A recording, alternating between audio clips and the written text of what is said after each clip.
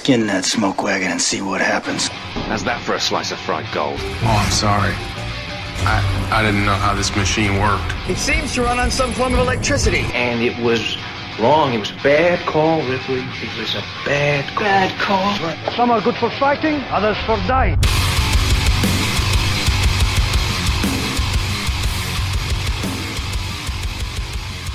It's Just Two Movies. Welcome back to another episode of It's Just Two Movies. Summer break. It's half the pod and twice the bod. I'm Topless and Daniel King. With me this evening in the studio, Jackson. Welcome back, brother. What's going on? I can't top that. That's a great intro. I worked on that while I was taking a leak before we sat down in here. Thank you.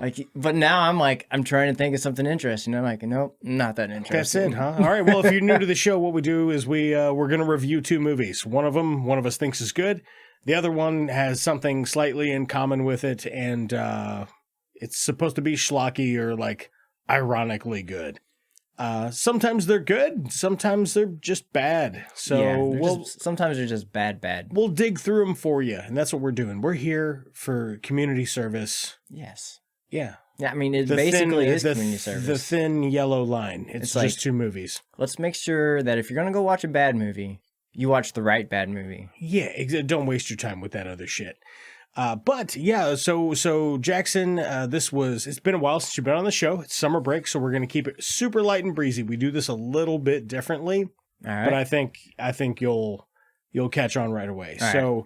This movie was my selection, and we had talked about it. You had brought up the movie American Made, which was a movie I was previously going to do with another guest, and then we had a scheduling conflict, so I still have notes from it. And I was like, oh yeah, I could just kind of like halfway watch it, and then I could refer to my notes. Right. And as we got further through the week, I saw something that reminded me of Hot Fuzz. And Alicia and I were talking about it, and she's like, don't you have Hot Fuzz? And I was like, oh, Jackson has it. Yeah. Because I lent you the Cornetto trilogy to watch them all. And you hadn't for the longest time. You watched Shaun of the Dead and then hadn't. I was like, all right, motherfucker. That was during what was that? I texted you. I was like, have you watched the movie yet? And you're like, no. And I was like, okay, then let's do Hot Fuzz. Because I know you have it. You gave me those after Train to Busan. I don't know why I remember that, but you're like, hey, take these home and watch them. We were talking about that on Train to Busan. I don't know why. I don't remember the connection, but there was one. Well, there's about to be a different connection. But let's talk a little bit about Hot Fuzz. So this is my pick. I changed the movie halfway through the week, and we decided to go with Hot Fuzz. You changed it yesterday on me. I did, yeah. I did change it yesterday. So Hot Fuzz is a 2007 R-rated comedy action film, 2 hours, 1 minute long. It's got a 7.8 out of 10 on IMDb, 91% Rotten Tomatoes, 81% on Metacritic, so pretty well stacked across the board. This came out March 14th, 2007, directed by Edgar Wright. Box office, $80.7 million. I don't have the budget. Could you look up the budget while I do the cast? Oh, yeah. This movie does star Simon Pegg, Nick Frost, Timothy Dalton, Jim Broadbent, Patty Considine, Martin Freeman, Bill Nighy, Joe Cornish, Olivia Colman, Lucy Punch, Rafe Spall, Rory McCann. So I'm seeing the budget at 12 to 16 million, give or take. Okay, so this might have actually lost a little money. No, box office says 80.7. So you said it cost how much? 12 to 16. Oh, okay, nice. Well, then this was very profitable. Yeah. Also stars Edward Woodard, Bill Bailey, David Bradley, Stephen Merchant, Kevin Eldon. Kevin Eldon's hilarious in this. Paul Freeman, Annie Reed, Adam Buxton, Ron Cook, Tim Barlow, and Alexander King as Aaron A. Aronson. I'm not sure I remember that one. It's the kid at the end. He's like, oh, we'll just interview everybody in town then, shall we? How else? I'll just get the phone book and start at Aaron A. Aronson, shall I? Yeah. And then at the end of the movie, he's like, hey, you did good, kid. Yeah, what's your name? And he's like, Aaron A. Aronson. He's what? In the model city. Yeah. So about Hot Fuzz, if somebody else had never seen it and they came up to you and you were like, I was on a podcast, I watched a movie for it, and they're like, what was it? Hot Fuzz, what is that? Yeah. So spoiler free, what would you? Ooh, spoiler free. It's about a cop that overdoes his job, and the UK are not cool with him overdoing his job, so they try to get rid of him, and he goes to another town. he goes to this town and finds an underground cult, basically, that runs the town, uncovers it, and then that's it. Yeah, I mean, essentially. I think I got it. A little spoilery, but you know, it's fine. We will spoil it more at length down the road. So if you've never seen Hot Fuzz for some reason and you have already decided that you want to check it out, this is a great time to pause the podcast, go watch the movie, come back and check us out later. Yeah, I kind of spoiled it. But we're about to spoil the ever-living shit out of it here in a second. That's fine. I don't think our audience expects us to be, especially for a movie from 2007. Come on. Just like Jackson, damn it. That wasn't even close to not spoiling this movie is 15 years old, man. This movie is 15 years old. Yeah, decade and a half. Get your shit together. If you're watching, you know we're going to spoil it. Come on, YouTube. Looking at you. All right, so Hot Fuzz. However, this is one of the most quotable movies I think I have ever seen. It has a lot of good scenes where you just pull that quote and you can run with it. Edgar Wright is such a delightful actor with all of his like whip pans and quick zooms and all these other like in-camera effects that he does to make it seem so it's snappy. It's got a really lovely pace. So what happens is I'm going to give you the entire movie here in like a minute. Okay. Police Constable Nicholas Angel. Angel. He's the sheriff of London. His arrest rate is 400% higher than any other officer in his precinct. He's a fucking go-getter. So they're giving him promotion and sending him off to the country because he's making everybody else look bad. It's literally why they get rid of him. You're doing too much cop work. Right. So they send him off to the country. He gets out to the country. Everything's like too quiet for his taste. You know, he is by the book. He's very, very to the letter of the law. Annoyingly by the book. Like if you can imagine someone that is annoyingly by the book all the time, it's him. Like he doesn't stop doing it after hours. It's all the time. It's his moral compass. It is his moral compass. Excellent. So eventually these accidents keep happening in town, Sanford, Gloucestershire. And he's like, I don't think that was an accident. I think this is a murder. So he starts to kind of catch on to it. And he's like, there's a murderer in this town. And then all of a sudden, maybe it's more than one murderer. And then all of a sudden it's a conspiracy. Simon Pegg plays Sergeant Nicholas Angel. Yep. Police Constable Nicholas Angel. And Nick Frost plays Danny Butterman. Yep. Or Butterman. Butterman. It's Butterman, yeah. It's Butterman. Plays Danny Butterman. And that's his partner. Now, Danny Butterman, he's a little on the slow side. He's like a kid. He's like a middle school kid who just really wants to be a cop. He just wants to hang out. Explosions, and he loves cop movies, and that's his thing. Now, a little fun fact about this particular movie is I also love cop movies.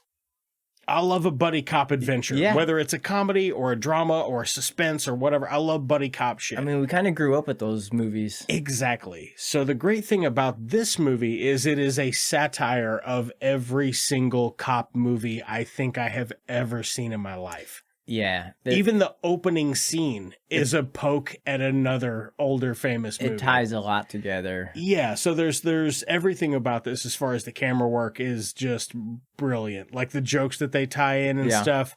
He even makes a reference to Helter Skelter. He's like, I don't know nothing about no skeletons. But there's so many delightful quotes, and everybody's British and funny and charming. Yeah, the British humor, like you have to either understand what they're trying to do or just get it. Yeah. And it's just different. Like you and Bird did a Snatch on here, and it's just a different type of humor. And like that directing style, that kind of just the jokes that they have, it's like, okay, never mind. That's funny. Yeah. Well, that was a Guy Ritchie Ritchie film. But they're filmed similar, like as far as, I don't know, an England vibe. It's the type of humor. Have you ever seen any other Edgar Wright films? You might have told me. Off the top of my head, Shaun of the Dead, Hot Fuzz, At World's End, or I watched Shaun of the Dead because I had. Well, I didn't have to, but I was like, I'm going to watch it. Baby Driver, Scott Pilgrim versus the World. Baby Driver, yes. Scott Pilgrim, yes. Yeah, those are Edgar Wright films. Baby Driver, well, we haven't done that one yet. No, we haven't. That's a good one. Yeah, it is a really good movie.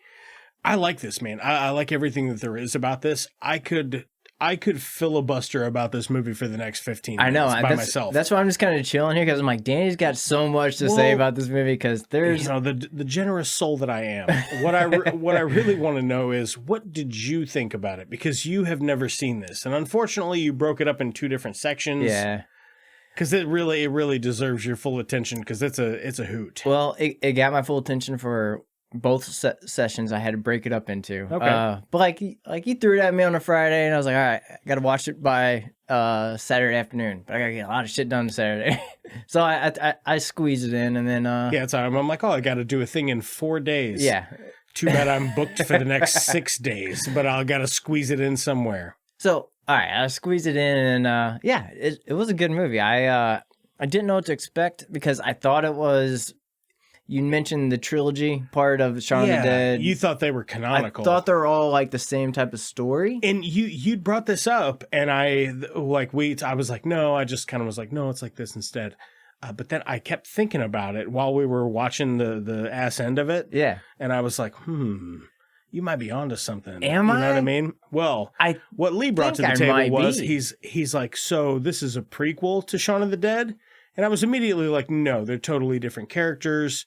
It's a totally different area, town or whatever. Sean was he worked in an office at like a Radio Shack type of place. But there's gun ties to it, like police a shotgun. constable Nicholas Angel he's a cop. He's a police constable, police officer, not policeman. But like, I thought it was a prequel to Shaun of the Dead, just because I thought there was some similarities, and which in like a multiverse type of way, like because like the gun shooting in Shaun of the Dead, right? Like he's like, you're good at it for some reason. Like one guy is good at it, right? And then like, oh, it makes sense because there's a cop in this movie. I was like, did the world fall apart? And it became was a like a zombie sequel movie? or a prequel, and I was like, man, both of those are actually pretty solid. Like, it wouldn't take much to tie them together. And I've never seen either one. I haven't seen the third one yet either. So, well, the great part that makes them a tie-in trilogy film, what makes them the Cornetto trilogy, is that they all like Cornetto ice cream, and also they all star Simon Pegg and Nick Frost. Have a bunch of the same cast for both movies. The same cast, but I don't know what a Cornetto is, so like it's ice cream, right? It's just like an ice cream. Like if you go to a gas station, you get like a Blue Bunny ice cream out of their freezer where it's just a cone. Is it Cornetto There's over like there? It's just it's a like Cornetto. England, they call it Cornetto. Right. It kind of sounds like an asshole way to say ice cream. It's probably also real ice cream over there. It kind of sounds like an asshole way to say ice cream. It's like weird soft serve fucking shit that we get over here. They probably have real ice cream over there. Like, you gotta make a big word about it. Like, it's ice cream, man. If you've had a Cornetto, write me at itsjusttomovies@gmail.com. How's it stack up? And tell me how I'm wrong, this little Midwest hillbilly. Well, you think that's fancy? Like fancy speak for ice cream? It is very fancy speak. It's like just what Shakespearean it's called for ice cream. We just call it like a fucking Blue Bunny over here or whatever. Frozen milk. Yeah, give me that cold-ass milk. That real cold milk. With the extra sugar in it and shit. Yeah, a little bit of salt. Yeah. All right, so man. It's hard for me to say exactly what some of the most delightful parts of this movie are, but a lot of it's got to do with the whip pans. Do you know what I mean when I say whip pan? Like, yeah, I think. Let me try to explain it. Like, okay. With the camera angle and they kind of freeze it real quick. Yeah. I don't know. Yeah, you did exactly what I thought. Yeah, it's called a whip pan, is what it's called. I learned that. Doug Wicker taught me that, who was a former guest of the show. He'll be on again sometime when he's not busy. Yeah. Fucking police constable Nicholas Angel. He gets to the new police station. He's meeting all the other cops, and they all kind of don't like him. Well, yeah, he's the Boy Scout cop that comes in and wants to do everything right. And everybody's like, whoa. That means writing up reports and shit. Yeah, right. No one wants to do that much work here, dude. Like, and the only crime we're looking at is this guy that's pretending to be a statue. Yeah, everything down there is for the greater good. The greater good. Yeah, it's a weird way of saying, like. Well, it's like he gets there and he goes to the bar and he's like, "Let me get a cranberry juice." Everybody in he's there straight drinking. He doesn't really drink, so he goes in and he orders a cranberry juice. He's looking around the bar and he sees all these fucking kids, but like the camera angle where that kid's braces shine in the moonlight, and it just blinds him. It's like, oh shit, I gotta actually do something. Visually, It's hilarious. And you can see it from his perspective. Like, Yeah. he's that's, ugh. There's just funny shit in there. He goes up and he's talking to the bartender and he's like, oh, hey, I'm the new cop. And they're like, oh, what about the newspaper or whatever? I don't know if you noticed, but in the back, Nick Frost comes up. He's like, when Simon Pegg walks into the bar, Nick Frost is at the bar. He's like, pint of lager, please, Mary. She's like, coming right up, love. Oh, yeah. While he's having the exchange with his bartender, he comes back up to the bar and orders another pint like 2 or 3 different times. Yeah, and like he like walks out, like they both walk out of the bar. Mm-hmm. He's like, "You're not driving, are you?" Oh yeah. And the guy's like, "No, no." And like he gets in, he drives. So what? No, he drives forward or backwards, and he's like, "All right." Brings him into the station. Oh yeah, he arrests. He arrests the whole village. That guy wakes up in the morning and he's like, "Why are you in a cop uniform?" He goes, "Why are you dressed like a police officer?" Yeah. Because I am one. And they're like, "Oh, just put him in the pen for the night." They're like, "We got him." Like, so Simon Pegg and Nick Frost like form this really nice friendship along the way. And I think part of this is that they are just really, in real life, such great friends. Yeah. Which is why everything about their interactions feels so genuine, even though they're both playing a part. Like, Nick Frost isn't like a her. He's not a dumbass. No. And Simon Pegg's also not super fucking serious all the time. Yeah, you can tell Police Constable Nicholas they hang Angel. out outside of work. How am I fucking nailing that intro or what? I mean, it's pretty close. I think it's gold. Police Constable Nicholas Angel. Okay, awarded the Baton of Honor. You're on it. You got it. Like, I couldn't tell the difference. Most recently sustained an injury where he was assaulted by a man dressed as Father Christmas. That's his one big injury is he was stabbed in the hand, but he also shot a drug dealer who had a Kalashnikov. Oh yeah, because they're like, oh, you shot a gun before? Like that's amazing. It's like how you yeah. Have you ever fired a gun into the air and gone ah? And he's like, no, I've never fired a gun into the air and gone ah. He's like, have you ever fired 2 guns into the air and gone ah? And he's like, have you ever been in a high-speed pursuit? Yes. Oh, what was it? Have you ever fired a gun in a high-speed pursuit? Is it true that there's a place in a man's head that if you shoot it, it will explode? Yeah. Nick Frost approaches the whole situation of working with a real police officer from a big city who's done police work as like a wide-eyed elementary school student. Yeah. Well, that has seen a movie for the first time. Nick Frost has been unwittingly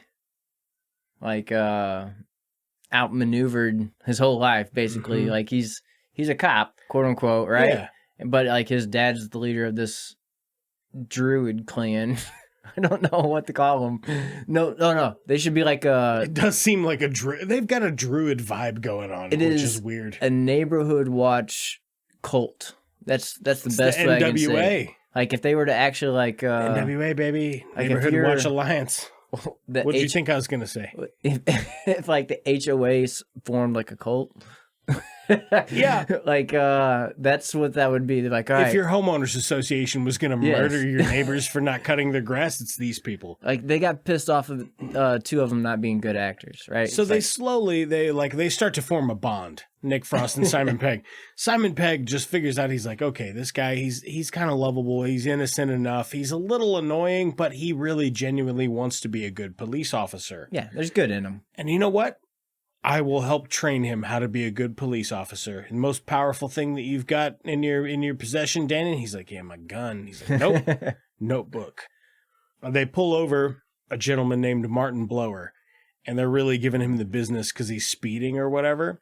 And he's got Eve Draper with him in the car. They're doing the play. He tries to give him tickets to the play or whatever. He's like, yeah, it's here. That's how we do things here. Yeah, exactly. So they do that, and then they go to the play to represent the police station because the commissioner gives them tickets or whatever. So they go to the play, and then the guy's like, "Oh, thank you for accepting our tickets." He's like, we couldn't, we couldn't accept them or whatever, but you have a good night. Drive safe." And they turn around and walk off, and Nick Frost is like, "Oh, you're so cool. I can't drive safe. Oh my God. Like, because you pulled him over earlier." Yeah. You'd realize that's the guy we pulled over for speeding earlier. Yeah. like he's just baffled. Like, man, how could you be that witty? God, you said a cool fucking thing. It was the coolest thing anyone's ever done. So they go out and they celebrate. They have a couple of pints. They're getting some drinks as a guy who doesn't normally drink or whatever. And Nick Frost gets Simon Pegg back to his apartment. He's like, all right, Point Break or Bad Boys 2? Well, he got mad at him And for he's not like- knowing Bad Boys 2. Yeah, he's like, you haven't seen Bad Boys 2. All right. And he's like, all right, Point Break or Bad Boys 2? Simon Pegg's like, I don't know. Which one do you think I prefer? And Nick Frost's like, I don't know. I mean, which one do you want to watch first? Which I can relate to because that's what we do on the show. That's true. Yeah. That is true. Point Break or Bad Boys 2. If you had to pick, Ooh. which one are you watching first? Point Break. Yeah, I also would do Point Break first. Bad Boys 2 is fun, though. It is very fun. Bad Boys 2. I think I might like Bad Boys 1, though. I like to end on a high note. I think Bad Boys 2 is better than Bad Boys 1. The Yeah. action's better anyway. Well, the action is definitely You know better. what, though? I haven't seen it in like 15 years. If somebody comes on the show and they're like, let's watch Bad Boys 2. All right, I'm all in. We might do that sometime. In true fashion, with it being summer break, Alicia's out there, got some ribs on the smoker. Super excited about that. Can't wait. And that's why we make the show a little shorter for summer break. Just For ribs. Just heads up. For ribs and for other stuff. Great weather. And fishing next weekend. Oh, absolutely. Yeah, we are going fishing next weekend. I'm It's going to be fucking dope. Gonna fucking pull out some trophies. You down? Oh, yeah. I bet some nobody's smallmouth been- trophies. Nobody's they don't been even out know. there in a hot minute. Those goggle eye, man, they don't even know. Yeah. Jackson's coming through. Jackson. Here comes old Danny and his baby brush hog. That's right.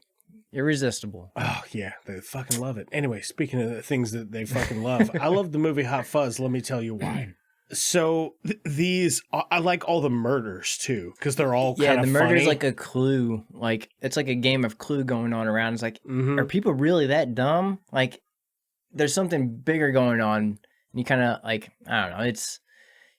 There's something bigger going on. It feels like a game of Clue, but it's like, Mhm. Timothy Dalton as Simon Skinner, the guy that yeah. owns the grocery store. He's so fucking sleazy looking. I Like, love it so much. he's sleazy to the point where he's like, he's the bad guy. And then, like, yeah, he is the bad guy at the very, it's like, yeah, he's one of them. Man, also, I will say, absolutely astounding performance by Jim Broadbent for Inspector Frank Butterman. Yeah, he was great. He's great. He's like, oh, you know, your predecessor, Sergeant Popwell, he found policing out here so stressful that he went insane and killed himself or whatever. He's like, but you know what? He was a great police officer, but he had one thing that you haven't got. And he's like, oh. Greater good. What's that? A great big bushy beard. Oh. Like the comedy. The comedy in this is a home run for me, which I love very, very much. And I think what's your favorite gag in this? That's a good question. I like the Cousin Eddie guy with the kind of snatch language. Oh yeah, the old farmer. Gypsy language. Yeah. Pikey. The pikey language. Yeah. There we go. They had to have a translator there. And he's like, Yeah. But it's like, They bring the guy in his what the dog. fuck you want to caravan with no wheels for? Right. And like, Yeah. what'd he say? Yeah, when they go interview that guy, that's pretty And then good he has stuff. he's like a southern hillbilly American living over there in the UK because he has a vault of guns. He's like, this one's the one that is registered. He's like, which other ones do you want to talk about? And he has a sea mine. Yeah, see mine. I think my favorite part is probably the Andys. Detective Sergeant Andy Wainwright and Detective Sergeant and Detective Constable Andy Cartwright. Those two guys, when he's like, they're eating lunch or whatever, and he's like, oh, because we all sell apples around here, don't we? And he's like, your father sells apples, right, Andy? He's like, and raspberries. And the guy's like, you have a mustache. Because he's dipped his mustache in his Guinness. Yeah. And he's like, yeah, I know. This is dry, super witty. low-hanging fruit, But- dry, quick comedy. And I'm here for it, man. It's there. I love it. Yeah, it's a good dry comedy. I can't get enough of it, man. I'm fucking all about it. I like the little things where Frank Butterman, is like he shoots that chandelier and it's dropping and he's like, ah, and it just makes a lion roar in the sound effects, like because it's all in slow motion. My God, it's fucking hilarious. They overdo the parts where it's like, you shouldn't have overdone it there, but it's funny because they did it that way. It's great to see a movie where there's so much comedy in the script and in the acting and with the actors that are actually putting on the performance, and also comedy, like the cameraman, he's also doing his own bit. Like when Nicholas Angel's chasing that shoplifter, and he comes around the corner, he's like, "You mothers!" And it's just a bunch of moms like pushing their kids in strollers and shit. Like the level of like, come on, bro. Yeah, it's low hanging, but it's funny. It's through the roof because they just keep fucking hitting it. Yeah.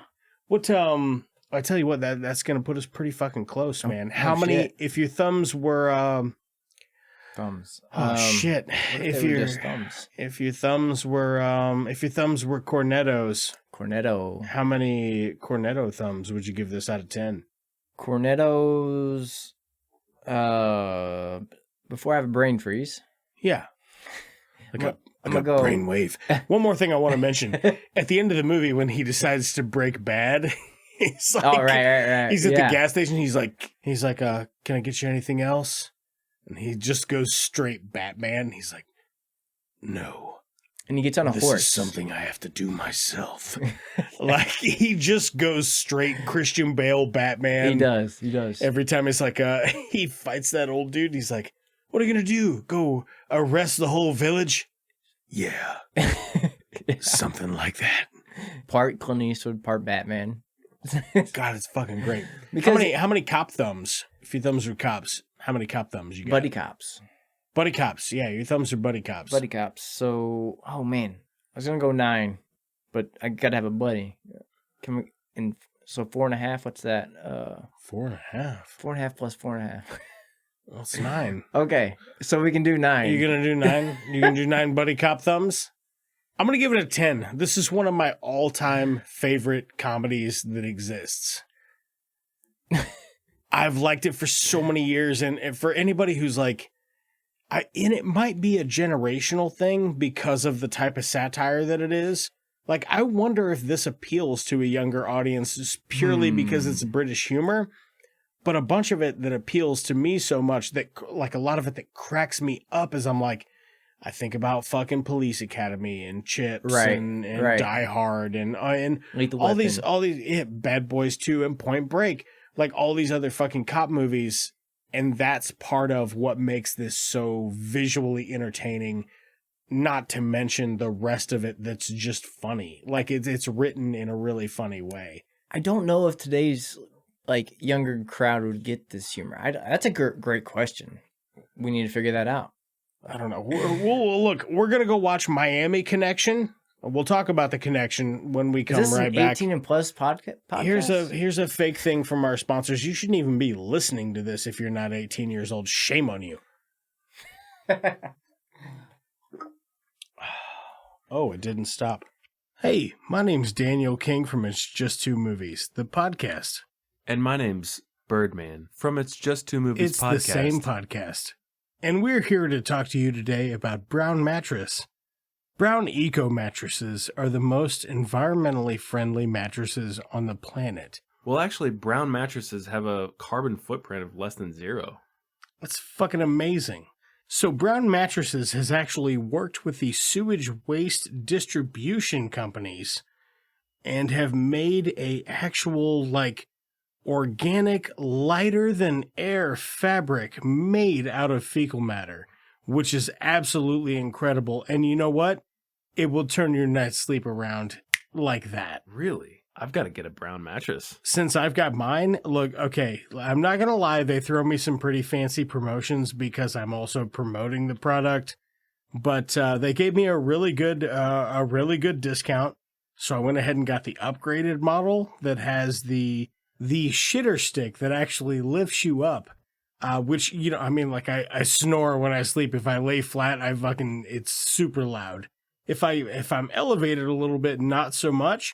But with the shitter stick on the California king size Brown mattress, I don't have that problem. The one thing I really like about the Brown mattress is You know, with normal mattresses, you have to have that topper to really, some of that, the oils, the body's natural oils that seep through. Yeah, exactly. Like you're talking about, like a pillow top. On this, it's called the brown buffer. Yeah.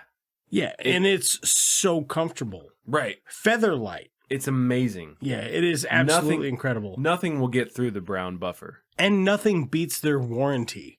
Free plastic sheets with a mail-in rebate, up to $600 off your first purchase at Brown Mattress when you use promo code 2moviespod. Browntown mattresses start out at just $22. For $44, I've never slept so well. Use promo code 2moviesbrowntown at browntownbuttholemattresses.com. Again, that's at browntownbuttholemattresses.org. Which is an obvious choice because why wouldn't you choose to save the planet? It is literally the most eco-friendly mattress on the face of the planet because it's just made from human excrement. Right. And what is excrement except an experiment? It's so green. I love it. It's so green, it's brown. Hey, also, you can download the Browntown app on your iPhone or on my Android to track your sleep pattern on your brown mattress. Really? Yeah. How does it? So can you tell me a little bit about how it tracks your sleep? Mostly with high fiber optics. That's scientific. So what exactly are brown mattresses made of, though? Mostly shit, various turds, some big fat logs of poo. Leftover dog turds that you see on the sidewalk that someone didn't pick up like a fucking asshole. And then ate and then shit out into human shit, that too. Wow, that's very responsible. Right. And that's why I'm down to get behind this product. Honestly, brown mattresses are going to change the world. And I want to be, I feel honored to be on the forefront of what they're putting forward. A comfortable night's sleep, because, we spend almost half our lives asleep. Right. A comfortable night's sleep with a shitter stick, like slightly propped up. It's great, man. This is just an amazing, versatile bed. That's awesome. And everyone's different, Yeah, everyone is different. Brown mattress. Just like you can get fecal mattresses made from different countries with different diets of fiber intake. Right. Yeah, so you can actually specify how fibrous you would like your brown mattress. Exactly. Yeah, brown mattress, they really accommodate to everyone. They really do. And the great thing about them is the unboxing experience. Oh my God. When you get that tiny little box that's shaped like a toilet and it just immediately smells like shit, like human shit, like hot, fresh shit. And then it starts to expand and like all of a sudden it's a king size mattress. It's pretty impressive. Wow. The best part is if you're not happy with your brown mattress, which won't happen, but if you aren't, Brown Mattress will actually come pick it up and cut it into pieces and flush it down your toilet. And every Brown Mattress, seriously, comes with a 5.5 night, no questions asked return guarantee. Wow. Right? You won't find that anywhere else. No, you won't. Most places will give you 100 nights. Right. Like I don't need 100 nights to know if I'm gonna. No, I can tell in a few. In 2 or 3, I can tell if I'm gonna like sleeping on this shit mattress. Right. Here's my question, Dan. Have Yeah. you ever had any accidents while sleeping on the brown mattress? No, I never have. It literally puts a chip inside your brain where you won't like piss or shit yourself while you're sleeping in it. It's a tentacle. It's like, have you ever seen the Matrix? Oh, the movie. Yeah, the movie The Matrix. It's one of those, but it's made out of human shit. It's dry. It's sanitary. I just want to make sure that comes across.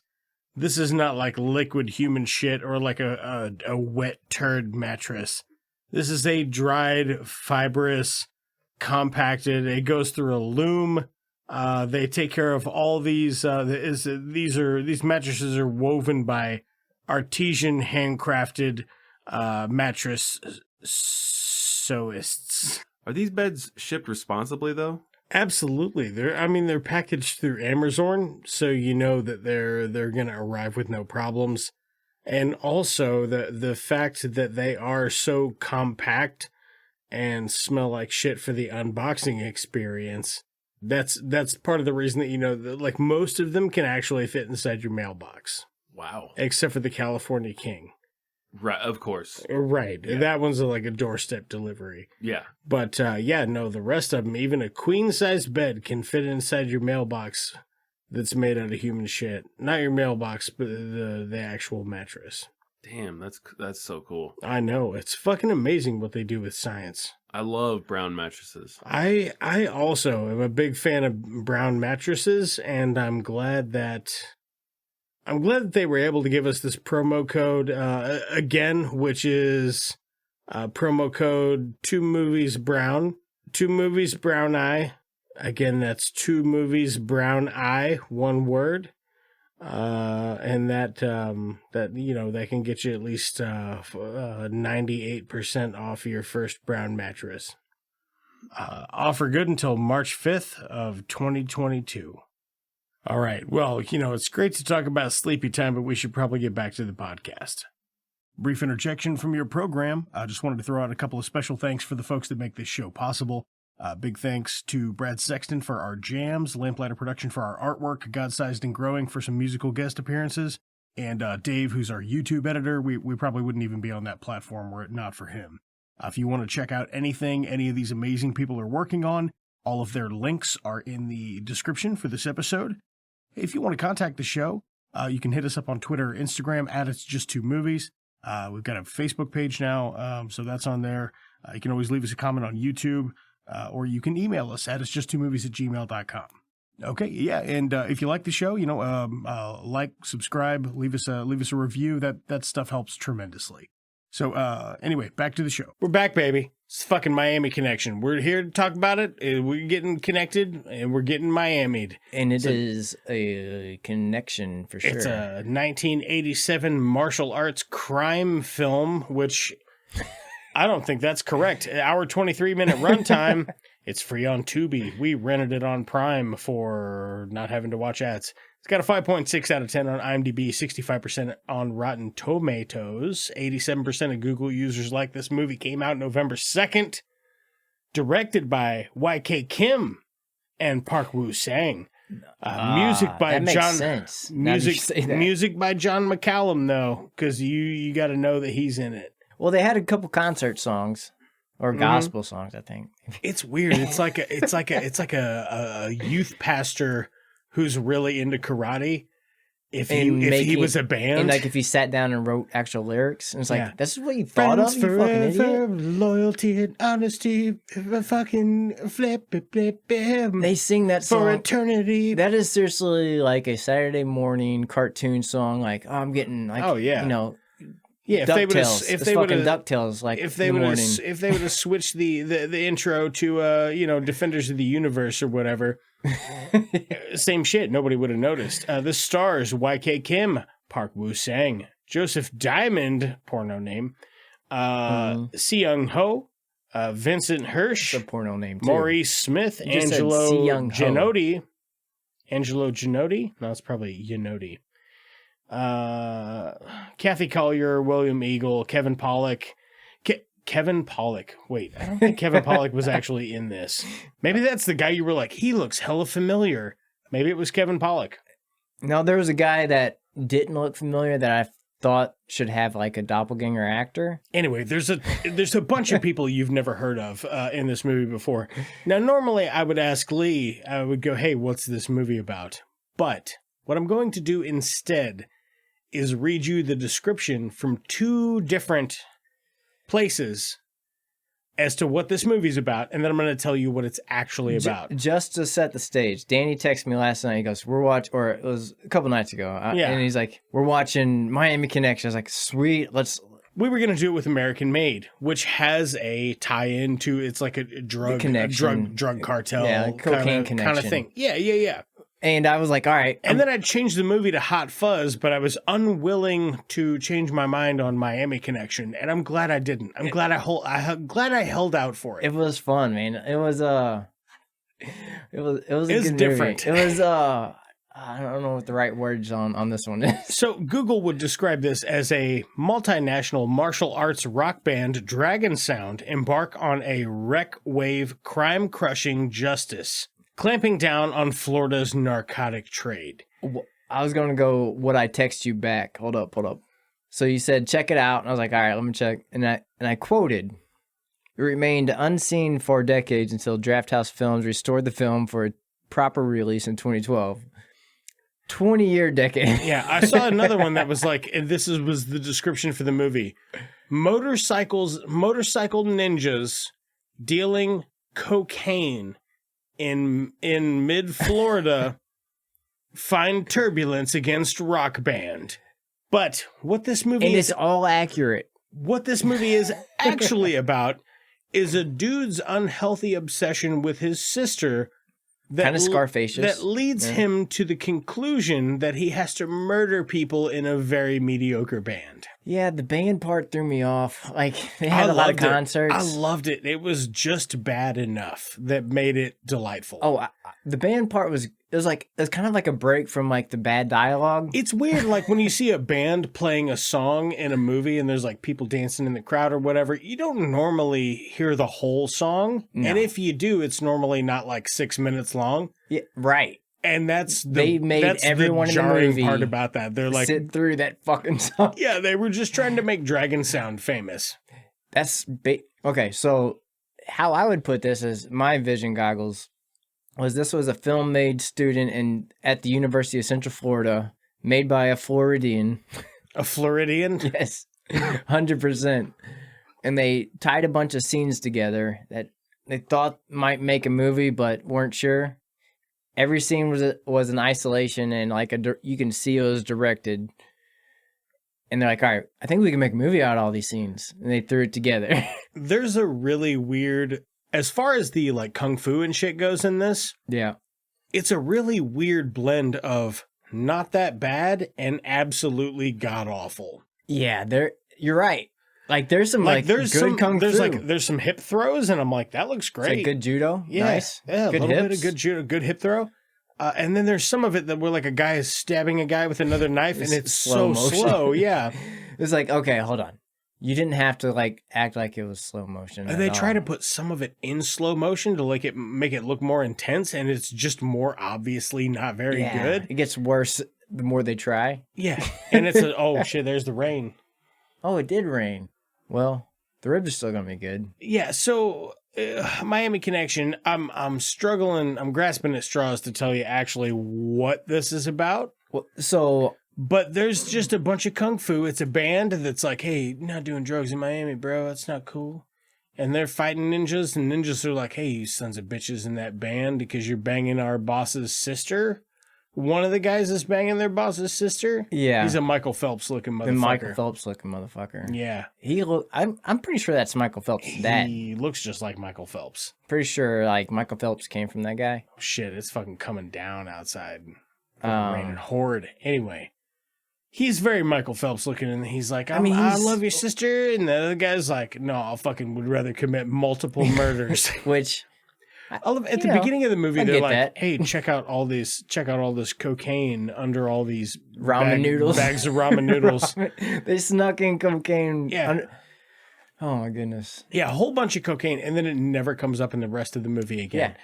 I think once somebody mentions cocaine casually, but not in the facet of like, hey, what happened to all that cocaine from the beginning of this movie? I can't remember any other connection after that first scene to cocaine, except like the disco, like music vibe. I don't know. Yeah, and that's our common connection between the movies is the fact that one of the movies has the word connection in it.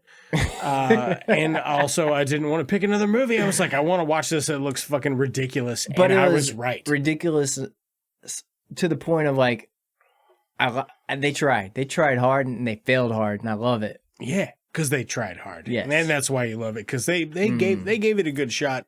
So the main guy in this, what was his name? Fucking KY Jelly Kim or whatever? Kim. YK Kim, YK. not KY Kim. We're close. YK Kim. All right, a better journalist would look this up. But watching this movie, I feel like he is 46 I'm going everybody 65. else in this movie is like 31. I'm going 65. 65, I don't think he's that old. But I think he's definitely in his 40s, like easily. I mean... And everybody else in this movie, he is 15 years senior to anybody else in this cast. He's like maybe the UCF teacher. They have an old guy at the end of the movie, like one of the black guys in the movie. They're like, they kill your him dad's off. coming. Remember I called that? Yeah, you're like, oh, he's going to die. He didn't die, though. He did survive. Yeah, that's kind of a bad plug for them you were to right, like... though. They were going to kill the token black guy. He was so excited to meet his dad, who's a doctor, who abandoned him when he was a kid. They started to play him up. I was like, oh, man, he's the hilarious part. Him. The hilarious part about that is, though, the doctor dad, he's no older than the other. I think he might be younger. He just has gray hair. They have like a gray... They put some gray shit in I would put money on it that the kid that is playing his dad is younger than the actor. That very well could be. What would you, if you were going to remake this movie, would you do anything different about it? I would get all of the fight stuff re-choreographed. So you could do this whole movie of what they actually shot and use the scenes that they actually shot for about 20 minutes of an actual movie. Yeah, well, dude, if you condense this movie down, it would go from like an hour 20 to 35 minutes. But I'm saying, like, there's some good parts of that movie that we could pull to make a good movie. Like, yeah, there's some of it I like. There's a few scenes, like, not bad. I would leave all the stupid shit, though. I would leave it in because it's great. Yeah, for a bad movie. But I would get people that actually knew how to do special effects and shit. You know what I mean? Maybe Jackie Chan is the first guy. Make this like a vibe of like... Jackie Chan's getting too old, baby, unless you wanted to do that on purpose. Well, did you like the lead character is still very much older, but like get Jackie Chan but have him pretend like he's 20 something? So who are your like Asian kung fu people? Like it's Jackie Chan and Jet Li. Like that, those are the two I know. No, there's besides plenty like Bruce Lee and Oh man, the guy that just played Shang-Chi, he was fantastic. But like I feel like Jet Li versus Jackie Chan is two different vibes you're going to get. I feel like we got the Jet Li vibe. Simu Liu plays Shang-Chi. Tony Leung's good. Ronnie Ching. I'd have to see him fight. I mean, there's Benedict Wong. You know? Wand. Well, but there's plenty of other actors and also like undiscovered martial artists that are out there. Right. Because all you have to do is like... That's who this guy was. Being good at martial arts is like being good at tennis. It takes hard work, dedication, long hours to be really, really good at it. But if you can also acting is just in your dome, though. It's one muscle right between your ears, and you can act. Yeah, it's like, can you put another ego out there in front of you? Yeah. Could you pretend to be a different person for hours a day? Man, an actor has to be crazy. Imagine how crazy that person actually has to be to like flip from, like if you're a really good actor and you're flipping from one crazy person to another, or like to a cool, like a Tom Hanks or even like a Leo, like right. That person like stably, they have to be kind of crazy because they're going months at a time acting like they're other people. That's crazy. It's a crazy thought. I went off on a tangent there. Yeah, no, you're absolutely right, though. You're 100% right. So, riddle me this, Jackson. While it starts to storm outside and our ribs are still in the smoker, and we're waiting for this rain to blow over so we can go fucking hit some golf balls out in the field. Hell yeah. How many motorcycle ninja thumbs, if your thumbs were motorcycle ninjas and you had 10 of them instead of 2 of them, how many motorcycle ninja thumbs would you give this out of 10? All right, let me start off by saying I hated this movie. You hated it? But let me start off okay. There. All right, you're starting off at hate. This is a 9 in a bad movie scenario. This is, I mean, they didn't overdo it. They didn't try to sell it as a good movie or a bad movie. They just fucked up and made a bad movie. They just fucking did it, baby. And it was full sin commitment. And I love... Full send commitment. How bad they were. Probably the best way to describe it. It was amazing. It was amazing. I don't think I've ever had a bad movie that I've rated that high. I think I'm gonna go 9.5. Oh, it is This is fucking knocking on the door, baby. And it's like, excuse me, may I come into a perfect 10 for a bad movie? Not quite. I mean, it is so fucking close. And really, I know I sound like a broken record all the time with these, but if I'm being totally honest, there is so much of this shit that is just a scene that should be 15 seconds that for some reason is 90 seconds long. We had literally 4 concerts in the movie. Yeah, and 4 different gang fights. There is straight up a whole fucking live set for a band recorded during this. Somebody fucking recorded their LP when they made this movie. Yeah, Dragon Dance? Dragon Sound. Okay, whatever. It's the sound dragons make.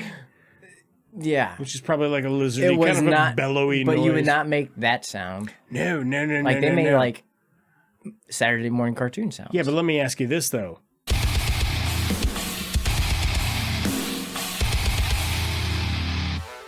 Hey, what you watching? What you been watching? Oh, what have I been watching? Man, not a ton, but I've seen like the second season of Ozark, or not second, the last the second half of the latest It's season. kind of how they did like with Breaking Bad, where they made the last season two separate things. Two things, yeah. But and Ozark's dry like that, but Breaking Bad has a different like vibe to it. I don't know. Yeah, I watched that. You seen it? Yeah. I mean, don't spoil it for our listeners, but between you and I, yes, what did you think of it? Solid. I liked. There's a bit of. How'd you think of it as being the ending? I didn't love the ending. You didn't love the ending? I don't know. I'm not going to expand on it on here. I just. I'm with Birdman on that. That I like things that are open to interpretation, and I don't think that's a spoiler to say it's open to interpretation. I think you're good on that. Yeah. I don't know. I don't know how I feel about like moving forward. We'll see. Yeah. Is that the finale? That's it. No shit. Yeah, I bet they do a movie though. Oh, okay. I bet there's a film. I was a little unsure if that was the final season. No, that's the final season. Okay, that's how they ended it. Wow. That's it. Just open air. You know. Interesting. What I mean? I need to. Interesting. It's anyway, fucking heavy, no doubt. I watched since the last time I was here. Is there anything you're looking forward to watching, or if you have watched a thing, please? I was gonna say, watched. I brought my nephew to the theaters and watched Jujutsu Kaisen. Yeah, how'd you guys like it, dude? It was awesome. Yeah, it's a prequel to the show, right? Which I didn't understand. I think I texted you about it after the fact because we talked about it on the show, and then like 2 or 3 days later, I was like, actually, I was wrong. Yeah, it's this instead. But it sets up some new characters for the show, and I'm like, oh yeah. I wonder what happens to where that kid's at present day, sort of thing. Yeah. You know what I mean? And you get to see some of the side characters, a little just character build on them. Mm-hmm. You would not see that probably in the show, but you get a little character build in the movie on them, and it's like, damn, that's done well. If you're into Jujutsu Kaisen, I will say if you go watch Jujutsu Kaisen 0. It is kind of the Gojo Power Hour. Oh, yeah. Which I'm into. Yeah. Gojo flexes a little bit. Yeah, right. Which is great because he's got one of the coolest anime powers. I mean, he's just, dude, he's awesome. He's a strong dude. And you get to see him be like, all right, if I really wanted to just smash everybody, I could, but hold on. He has to limit himself. You know what I mean? He could literally destroy everyone in the world if he chose to. Yeah, he just has to limit his power, which is an interesting quality in somebody. That's a good dynamic. You have to limit it. Wow, okay. Yeah. It's good stuff, man. I'm loving it. So I watched that. There's new seasons coming out of... Well, maybe they're already out. I haven't caught up. But Rise of the Shield Hero. Rising of the Shield Hero. Yep. I'm excited. 2. I'm excited about that one. Is that not out yet? I don't know. I'm waiting for it to be done, and then I'll go back and watch it. Once it's finished, I'll binge it in 2 days. That's how I do with shows, man. I gotta, especially if it's a show Alicia doesn't want to watch. Yeah. I'm just gonna binge it in 2 days and be done with it. Want to go solo and just all right. Well, it was like Moon Knight. I recently watched Moon Knight. I haven't watched that yet. I talk about it on another episode, so I won't really get into it. But it's really good. You should check it out. I saw your grandpa post about it. I binged it in a day. Nice. But I had seen 1 episode. So I binged 5 episodes in a day, but it is like 5 hours long. Like every episode's like 45 minutes, 50 minutes. So I've also watched, or I'm up to date on Better Call Saul. Are you up to date on that? I've never watched one episode of Better Call Saul, despite being a huge fan of Slow burns.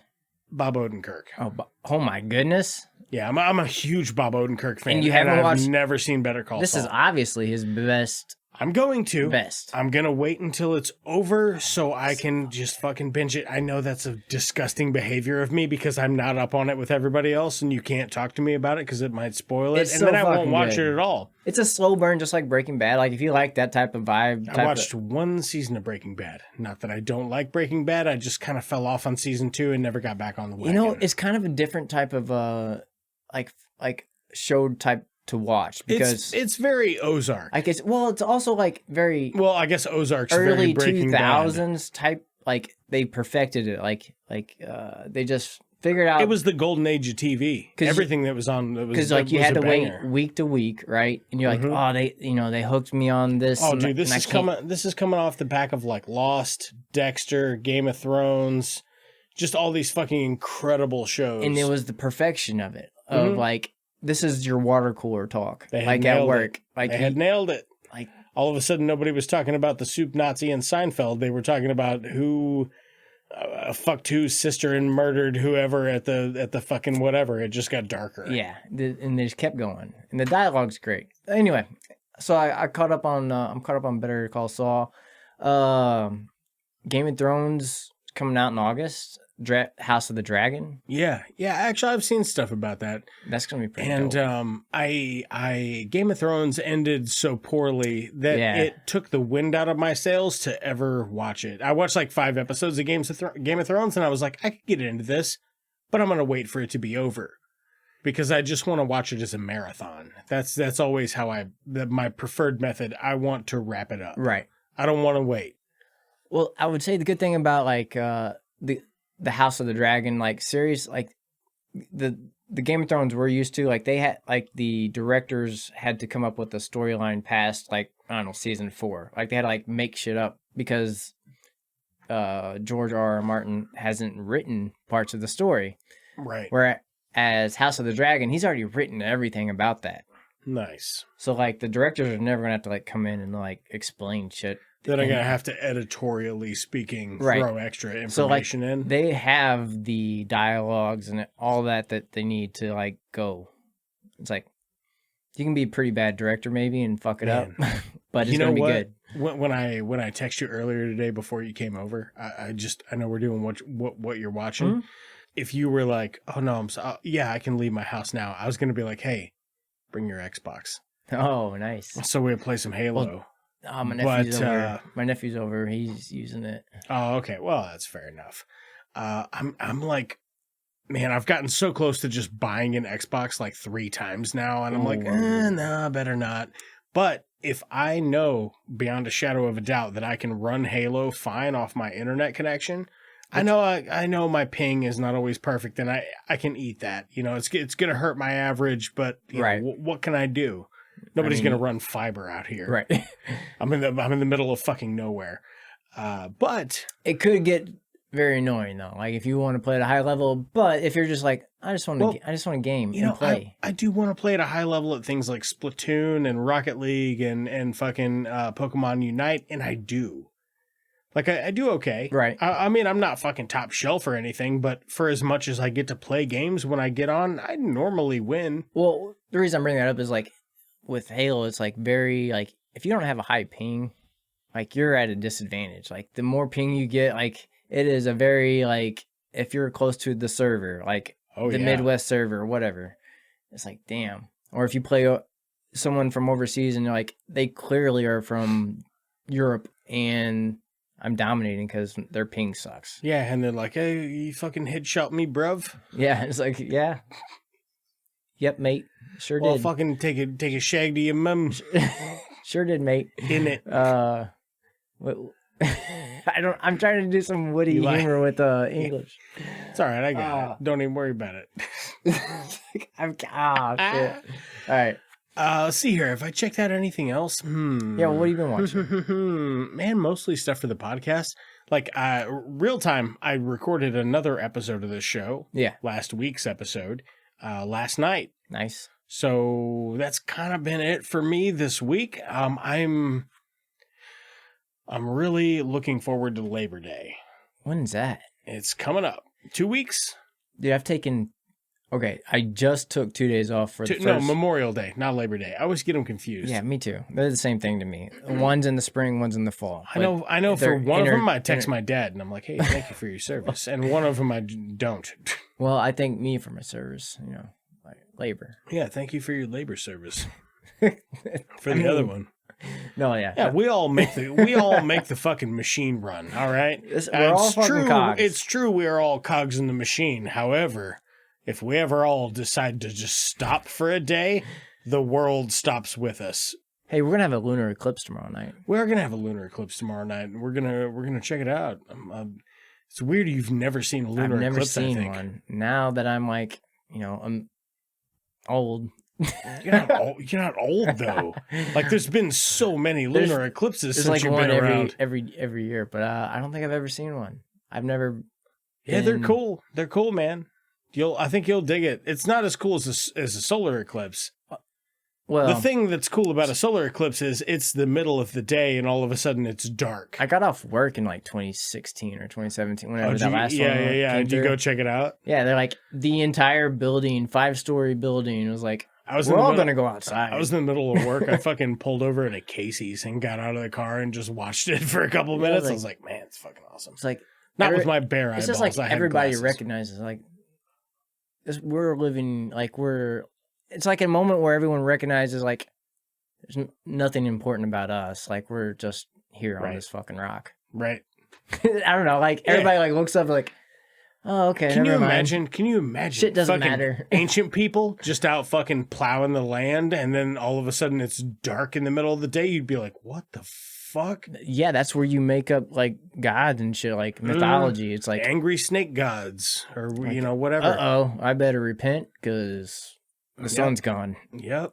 That's like, I don't know what's going to happen from when here. Zeus spreads his butt cheeks. The next 2 minutes, but I'm terrified. The sun's gone. Yeah, and that shit'll really fucking happen, too.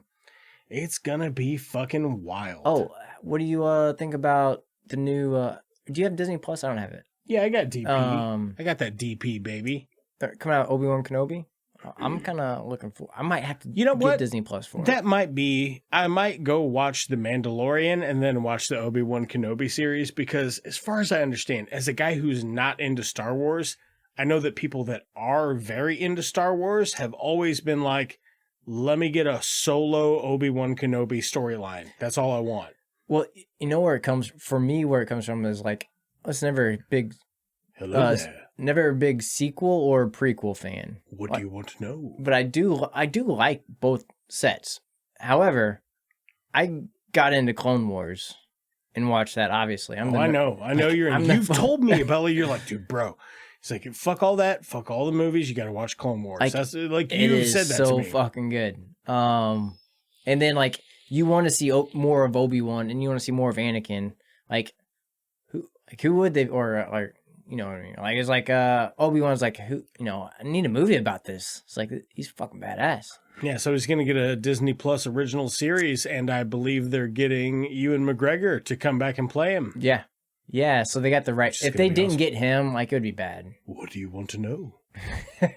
Hello there.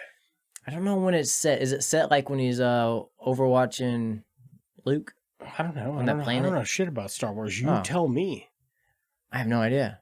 Tell you what I know about Star Wars. End of the Empire. That's not a thing. Yeah, it is. Oh, there's... I was saying prequel to sequel. Fucking tell me End of the Empire doesn't exist. It's one of the only things I know, Jackson. Hey, what do we call, like, the new stuff? The new stuff? Like, so there's a... Original version is 70s. The new trilogy, I guess, because there's 3 trilogies. Yeah, it's weird. Like, what do you call that? 3 trilogies. That's what a trilogy of trilogies. I suppose you have the OG, the prequel, and the post. I don't know if I guess it is post. It is post. Yeah, they'll fix it in post, and then they did not. So sequel, prequel, post. How is Clone Wars is the actual story? You're a Star Wars guy. How does Star Wars rank on your like great trilogies of science fiction? Any one of the three, I don't care which one. As movies or as concepts? Like as a concept, as a trilogy, where do they rank? Are they like top of the line? Are they like middle of the row? Are they bottom of the barrel? I'm gonna be a nerd about it and say they're top of the line because it opened so many boxes of storytelling that would not have come from it if they didn't exist. Gotcha.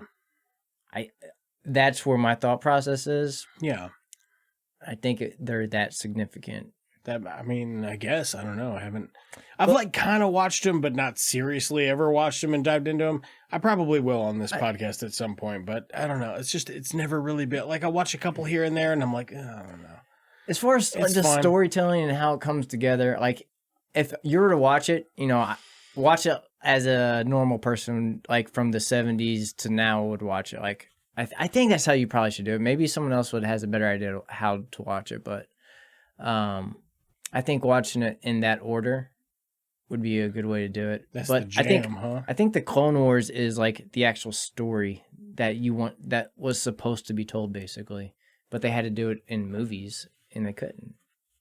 Well, they could, but it wasn't like, let's just add so many layers to it.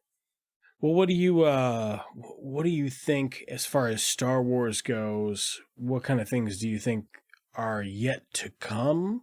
You guys aren't going to start sucking each other's dicks, are you? Let's all that gold talk! We're a one-eyed Batman! Can I make a suggestion that doesn't involve violence? Or is this the wrong crowd? Maybe we should call in a bomb threat to Houston. I think it's free beer night at the Astrodome. The Jedi, Bob. We don't fight with guns, we fight with our mind. Cousin, businesses are booming. That is one big pile of shit. Jog on.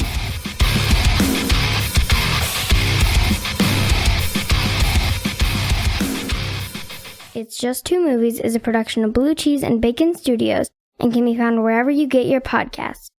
I don't know what's going to happen from when Zeus spreads his butt cheeks. The next 2 minutes,